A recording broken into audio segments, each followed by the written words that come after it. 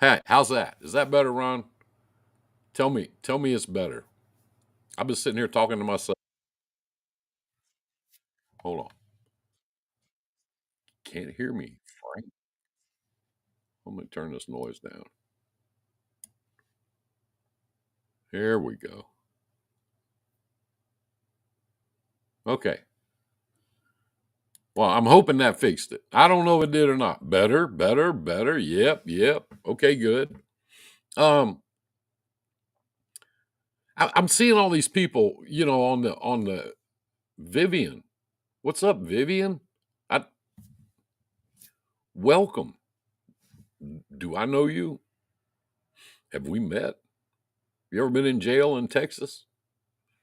Anyway, um, I put my little note up there earlier. I forget. Deb Dingo, I can hear you. What's up, Deb? I was gonna call you today, and I got busy doing busy stuff, and a lady called and wants us to. It's freezing. Headed in Portland, or about to head south to California to Phoenix. That's a great idea. Um. Oh, Trucker G. Okay, I got it. He's asleep right now. I talked to him earlier. Lady's wanting us to overhaul her Caterpillar.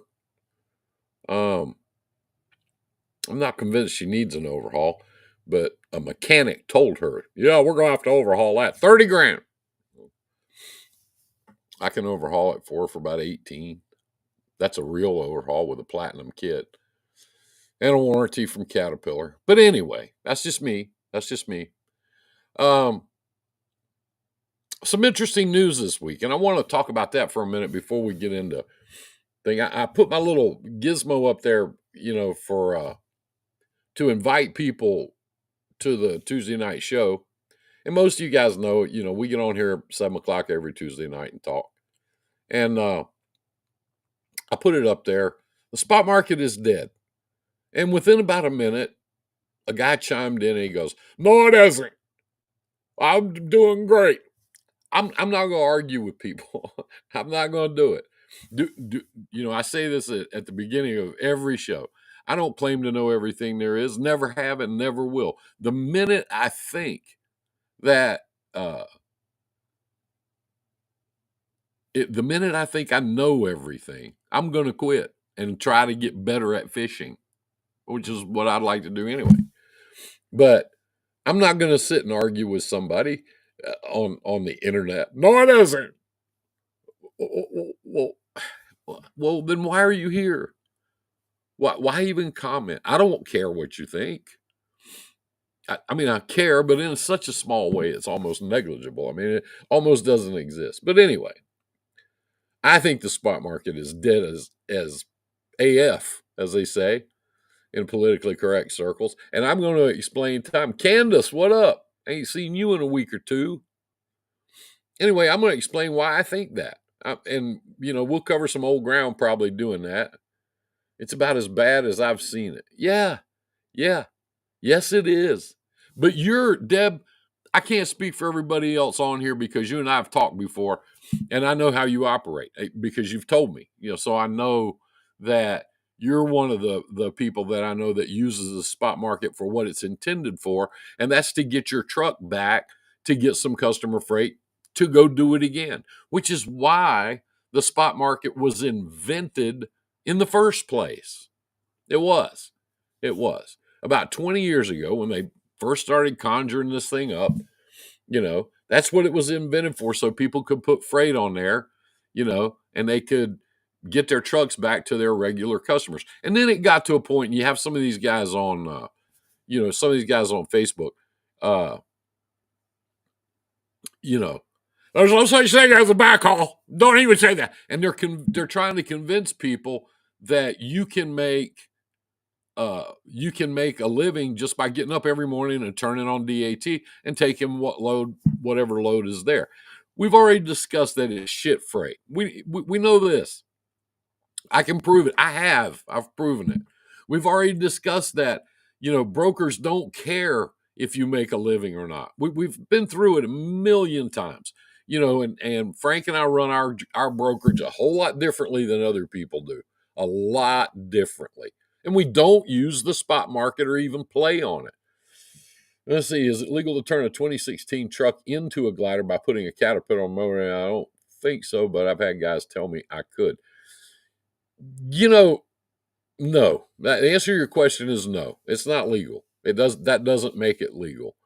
Putting a pre-2000 motor into a newer truck doesn't automatically turn it into a glider kit. Your title has to say glider for that to be acceptable. You can get a 2023 glider and put a pre-2000 motor in it, and then you don't have to have e-logs, and you don't have to have all this emission stuff. You can do that all day every day.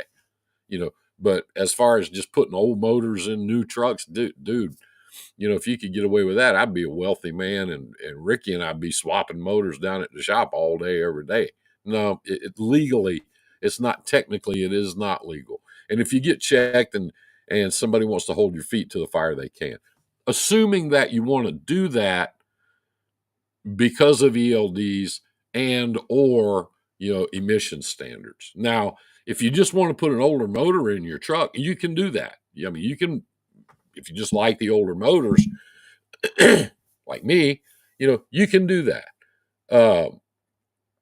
But it's not going to get you off the hook for ELDs or, in the states that require it for emissions. Just so you know. So, no, I mean, technically speaking, it's not. I avoid that by driving a pre-2000 truck, which is those are the kind of trucks I like anyway. It's where I'm most comfortable. I do have all the latest gizmos and technology in it. Just like them better. It's just, and I've explained that about a million times. Anyway, the spot market a year ago, a little more than a year ago, the big box brokers, the big guys, the XPOs, the TQLs, all those guys, C.H. Robinson, they all got together and they said, you know what, we're not going to do it anymore. Truck drivers back during the backup during COVID and while everything was going on, we're going to talk about that in a minute too, because I got some news I got to tell you. You ain't going to like it. But anyway, back during all that, when all the ships were backed up off the ports and they were trying to get stuff moving like that, and we suddenly found out that safety be damned, they wanted their freight delivered, so they gave everybody an exemption. So kind of let us all know where we stand there, right? Hey, asshole, as long as you deliver that freight, we don't give a shit if you get killed or not. Go ahead and do it. So there's that. But they all got together and they decided we're just not going to do it anymore because people were charging $4 a mile, $5 a mile. Assembly title, you run ELD, just done 19 M. Assembly title, yes. But you, Sparky, his question, I know what he's wanting to do because I know him. I know the guy. I know what truck he's driving, and I know what he's trying to do. He's just trying to put an older motor in his truck and do like that, and it ain't gonna work like that. Anyway, I mean, you might get away with it for a while, but not for long. You run into the wrong DOT guy, he's gonna light your ass up. Anyway, back to what we were talking about. They all got together and they decided they're not going to pay that anymore. They were having to call their customers and say, "Oh, you need 5 trucks." Well, I got them, but they're going to cost you $4.50 a mile. Plus they got to make something. So they were tagging that on, too. And they decided they weren't. The customers were telling them, "Hey, why should I use you? I just need people with trucks instead of brokers. I need asset-based carriers. I don't need you anymore. You're not saving me any money anymore. You're not helping me. Your service sucks. I never know what kind of truck you're going to send in here.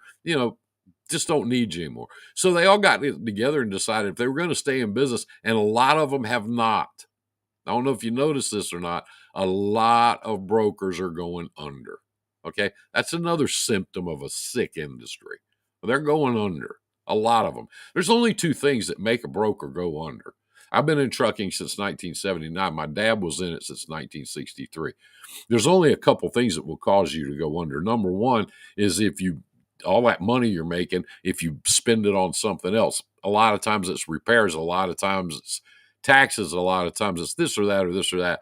But if you spend all your money on a new car or a new pickup truck or a new fishing boat and all that. And when you're not really making that much money, then pretty soon you're going to go out of business. Same with a broker. If you're taking trips to Europe and, buying Porsches and Maseratis, you're not going to be here. You're not going to be around very long. So a lot of them are doing that. A lot of them, if you just got one or two customers, all it really takes is for one of those customers to stop paying you for whatever reason. Let's say they go broke and go out of business, which that happens, or they pack up and they move somewhere and you can't replace them. You can't get a replacement for that freight.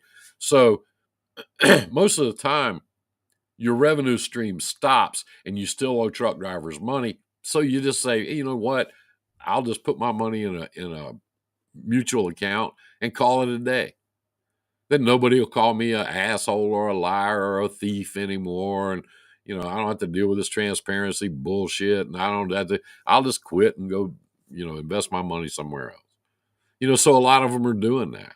A lot of them are doing that. Bottom line on that, though, is this. When that happens, and I've seen it happen for 40 years, when that happens, truck drivers typically don't get paid. You can file on a bond if you want to. Those things aren't worth the paper they're written on. I've never heard, and somebody correct me if I'm wrong, please. My opinions on here are just mine, nobody else's. I've never seen a bond pay off. Never seen it. If it does, it pays pennies on the dollar and you're still broke. So, when these brokers decide to go under, decide to take a dive, the company that suffers are the trucks and drivers of small trucking companies. So the big companies don't haul broker freight. They've got their own brokerage. They don't need, you don't see Swift out there hauling C.H. Robinson freight unless it's under a contract for a year term, like I do my trucks. So the only people that suffer, the only people that get hammered when that happens are the small to medium-sized trucking companies that have been hauling that freight. And then again, nobody cares. You see this all the time on social media and you see it all the time in the news and you hear about it. If you're like me and you're in the business, you hear about this stuff all the time. Well, I've been trying to call them and they just got to the point they don't answer the phone. And then finally, the phone's disconnected. I send them letters. I hired a lawyer. They don't even know where they are anymore. They took the money that they had and left, and they're not going to send you any of it. See what I'm saying? That's how it works. Okay. But as far as being able to get up in the morning and just turn on DAT and think you're in the trucking business and you're going to make it sitting there hauling broker freight, it's over. It's been over for about a year. And this guy that decided to correct me that I was wrong, the spot market is alive and well. I'm still making $4,000 a week. I don't know very many people can live on that. I'm assuming that, and I could be wrong, I'm assuming that in order to make that $4,000 a week, he's running a couple thousand miles minimum. I'm guessing because the brokers have all decided that they're going to run trucks for less than $2 a mile across the board. They might pay you a little bit more to go to Denver. They might pay you a little bit more to go to Miami, but they're not going to pay you anything to come out. And they know that. They know that. So they want to keep you under $2 a mile. That if you look at it across the board, and I have, if you look at it across the board, that's about where it's at. So unless you're like Sparky Anderson, Deb Dingo, some of my other people that are friends of mine, oh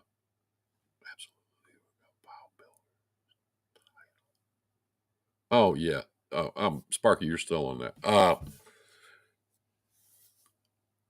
Unless you're doing like Sparky's doing and like, Deb Dingo doing, and using the spot market for what it was intended for, I've been saying this for a year and a half. You're not going to be here. You're not going to be here. You might hang on for a while, but you're a breakdown away or one customer away from not being around, making $4,000 a week or profiting $4,000 a week, making $4,000 a week. Gross. That's before you pay your bills. The comment that he made was, I still make between 45 and 5. And, his comment was, it's not bad. It just adjusted and went back to where it was pre-COVID. I disagree. I disagree 100%. I disagree. It didn't just adjust and drop. It didn't do that. And I knew people pre-COVID that were making $5,000 a week, and they were fine with that. That was okay with them.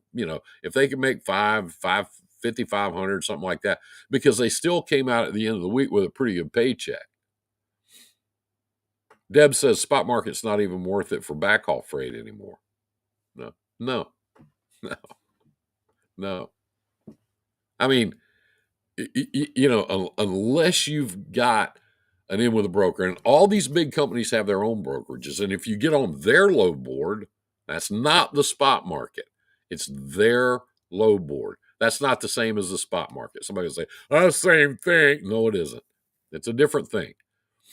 If you get on their load board, Schneider, those guys, and you get access to that freight before they throw it on a load board and start cutting the rates up. If you get the access to that, if you have a relationship with those people, then there's some freight out there and you could probably make a living doing it. And like I said, pre-COVID, I knew people that were perfectly happy to make $5,000 a week. They were good with that because, they did okay. They paid their bills.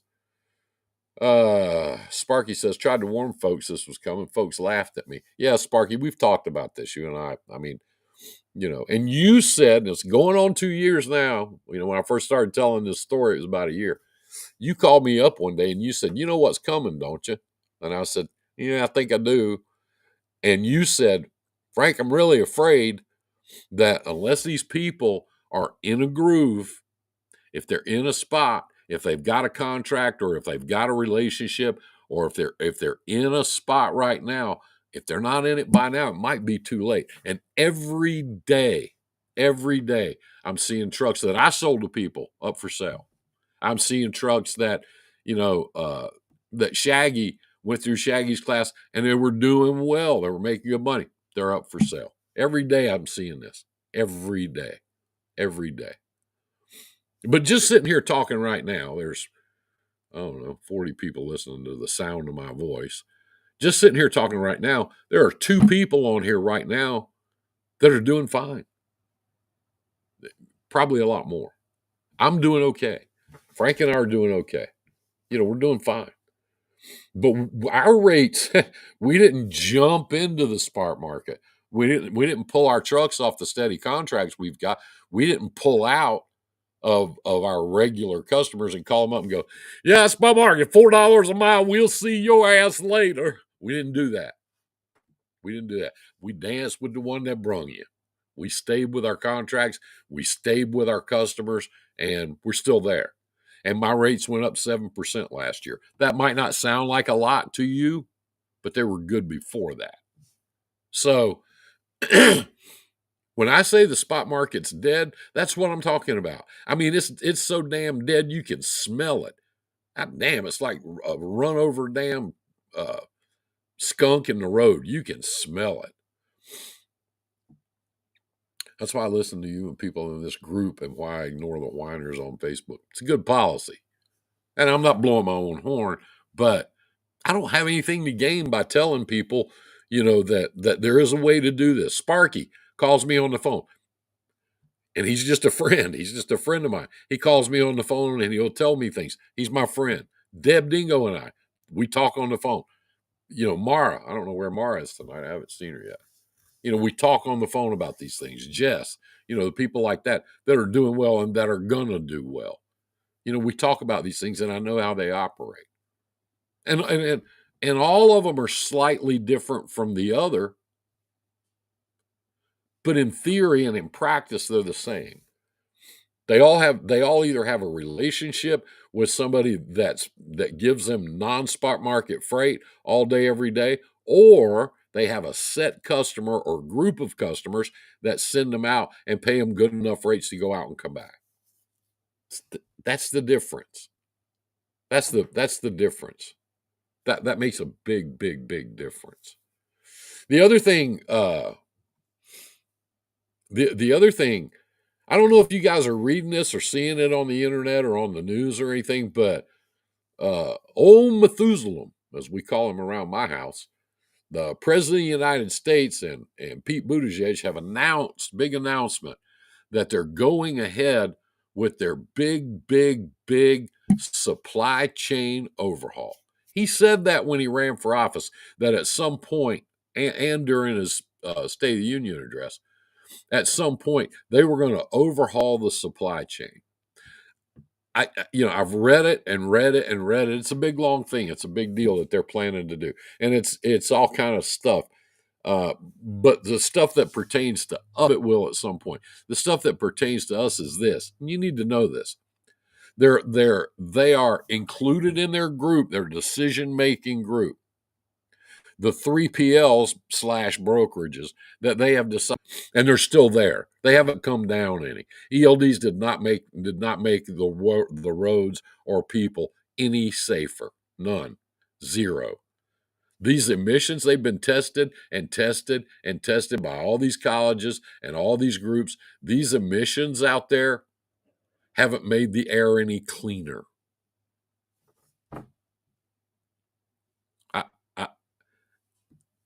And the reason I know that is because I know some of the people over at Fitzgerald.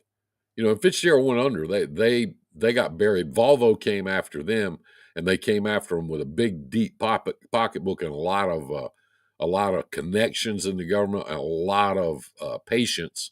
And it took them a couple of years, but they finally did away with them because they were selling more trucks than they were. That is, Fitzgerald was selling more trucks than Volvo was. So they came after them. And now Fitzgerald is gone. Those exemptions that they were operating under are gone. And I mean, you say, well, they started using aftermarket shit and their motors went to shit. That's true. Their quality went way to shit.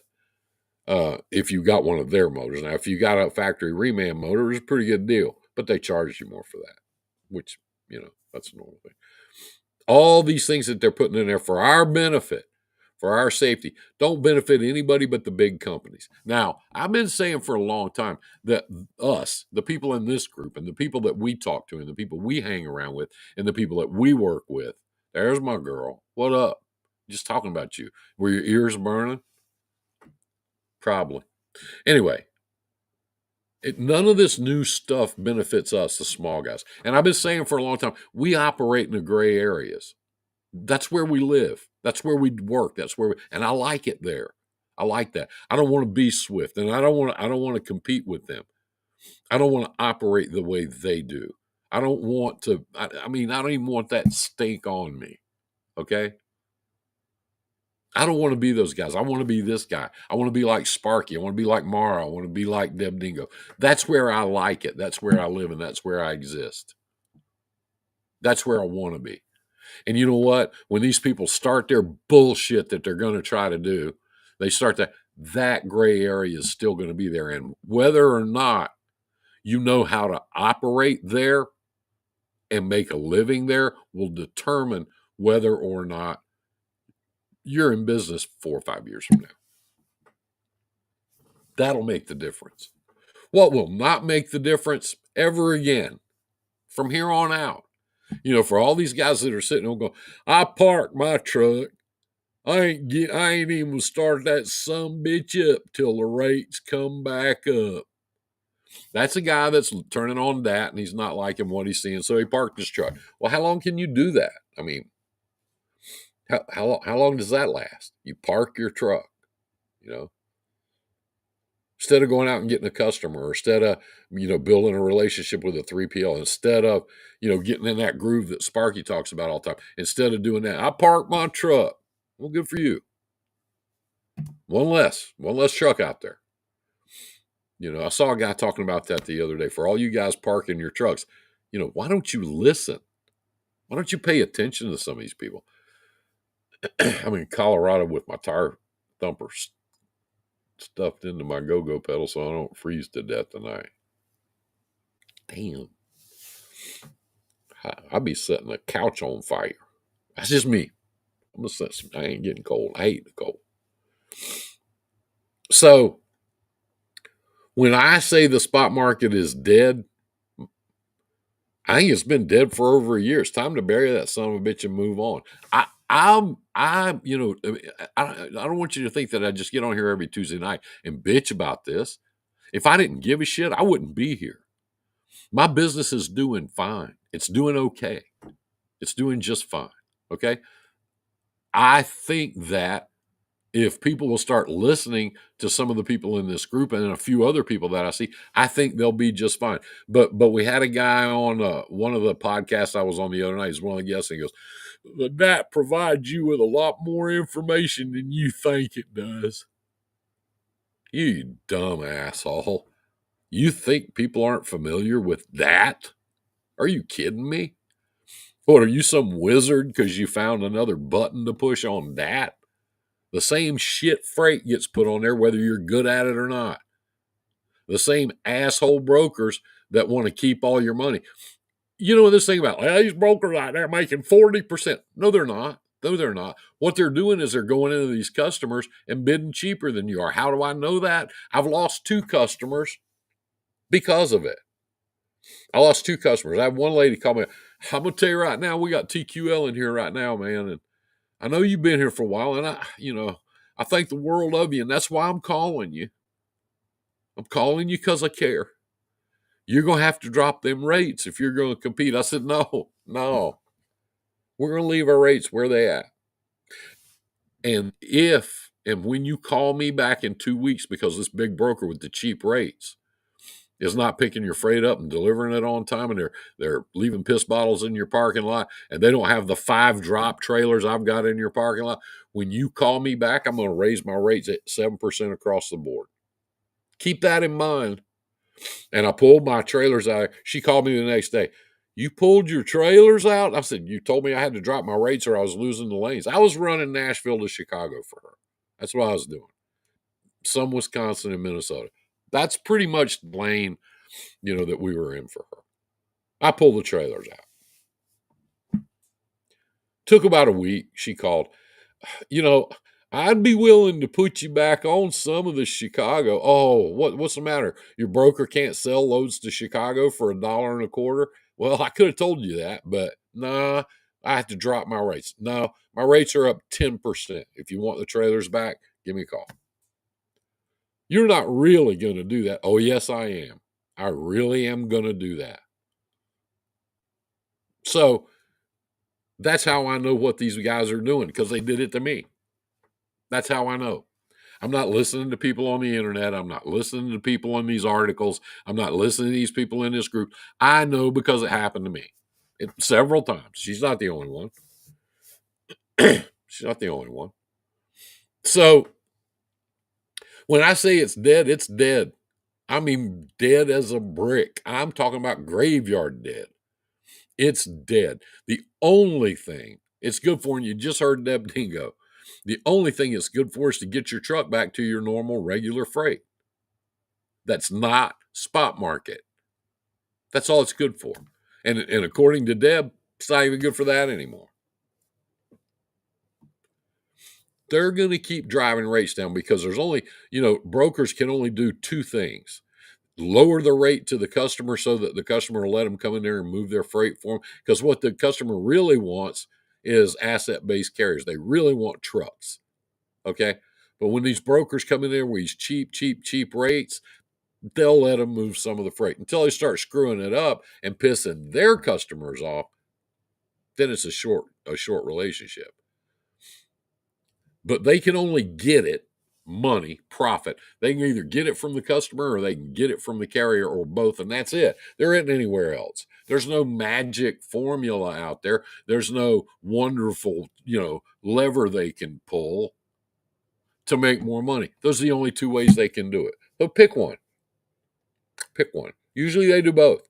Usually they'll go into a customer and shoot them low ball rates so that they get their freight away from guys like me and get, take my customer, go ahead and get my customer.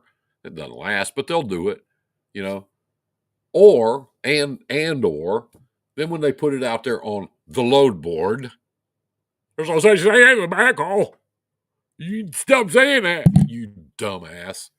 Go broke, bitch. I'm so tired of hearing stupid people that don't listen, that don't pay attention. They don't say, dang it, a back call. That ain't even right. Yeah, it is right, stupid. So, which one of you know, then brokers go in and lowball a customer and then they start lowballing carriers. That's how it works. That's how it works. That's how it works. The big carriers don't haul broker freight. They don't operate on the low boards. They have their own brokerage.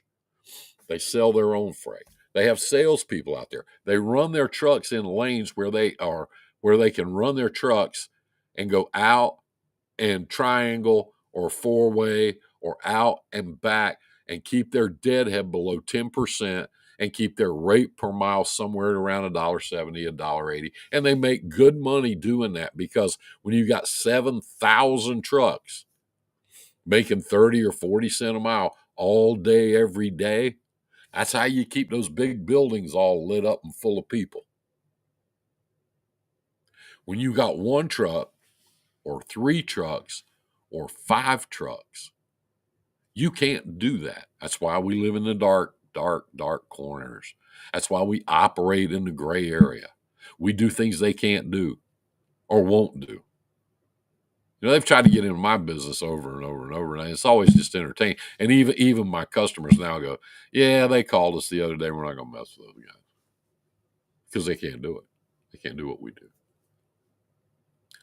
So the federal government's going to come in on us, boys. They're going to make it all right, you know.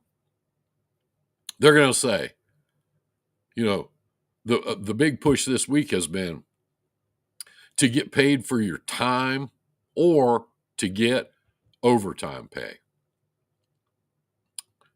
So how many people do you know? Brokers or customers, either one. And when they start talking to you about doing business with them, one of the first things they say is, now, we expect you to give us the first 4 hours free. When you get to deliver or you get to pick up, got to give them that first 4 hours free. Why? I don't do it. If most of the time in our business, we have windows, we'll have like a 2 or 4 hour window to deliver. If I get there within my window, time starts right then. I got there, didn't I? Showed up, didn't I? You bite me. Backhaul's not a bad word, but TQL sure is. Yeah. Our time starts when we get there, whether we're picking up or whether we're delivering, and we pay our drivers accordingly. And they know that. They know it. You know, what's with this 4 hours free or 2 hours free? For what? Now, I'm a pretty reasonable guy, believe it or not. If I get to a place and they got a problem, something's going on, you know, who knows? Act of God, power out, you know, who knows what? If I get to a place and they're having a problem, I understand that. I get it. You know, that's the way of the world. Shit happens, move on, right? But you're going to pay me from when I get there until I leave. You know, your time in your truck is your money. If you're not running up and down the street, you're not making any. So who came up with this fucking stuff? 4 hours free.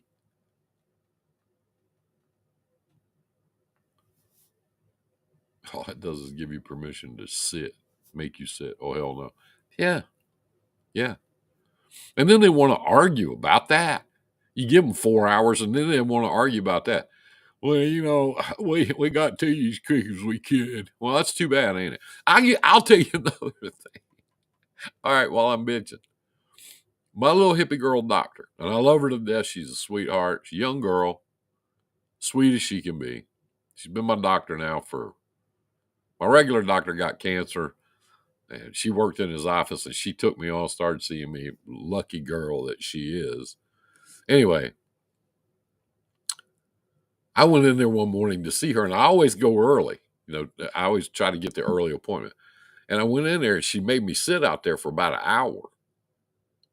I passed my appointment. And when I finally got in there, they stick you in these little rooms, and the nurse will come in and ask some questions, take your blood pressure, stuff like that. She came in and did her thing, left me sitting there another half hour. So I stuck my head out. I said, where's the doctor? Well, she got busy. I said, no, bitch, I'm busy. I already sat out there for an hour, and I'm sitting here another half hour. I'm going to go. Call me later, But if you skip one of their appointments, they want to charge you. They want to send you a bill. So when I finally did get to see her, I said, we are not going to do this. I said, I'm not trying to be mean, trying to be ugly or any of that. My time is exactly as valuable as yours is. And if it's not, how do you know it's not?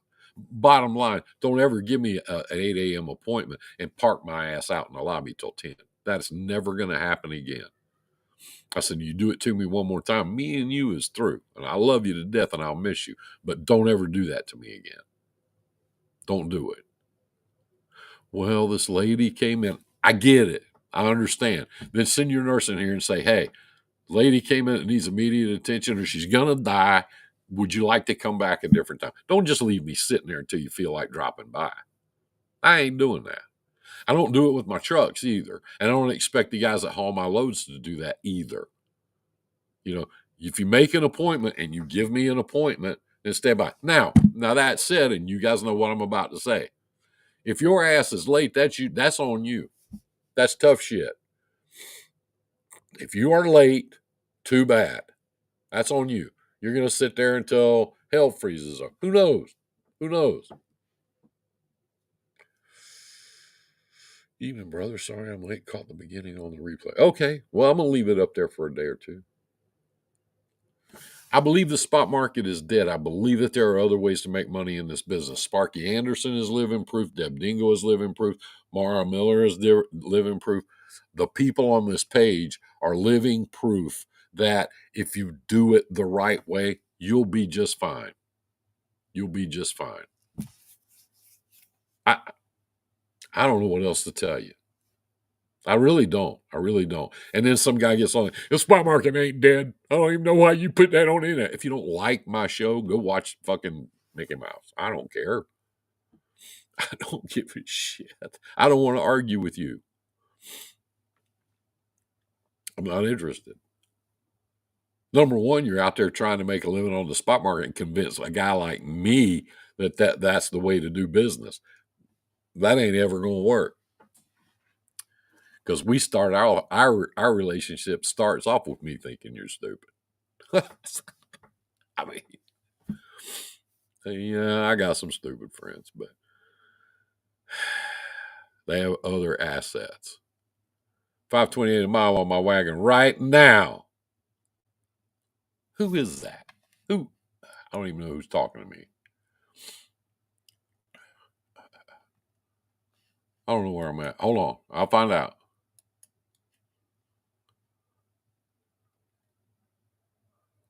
Oh, that's Mara. Mara, I can't see it depending on which thing you're on. Greenfield, I didn't know that was you.